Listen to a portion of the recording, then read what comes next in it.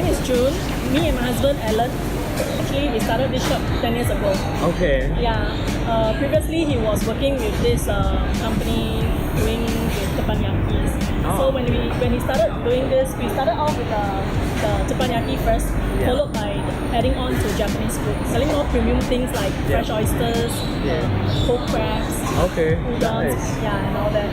Usually, fresh oysters, cold crab, you can only have them in restaurants. So like we are trying to bring into hawkers. I see. To attract customers. You're paying for lower price, but you're getting more premium food. My husband has got a lot of passion in running food business. He's quite picky on food. Oh, okay. Alright. So therefore, he also, I think, we want to let people enjoy good food, but at a slightly lower range. Instead of going to a restaurant and pay for the service tax.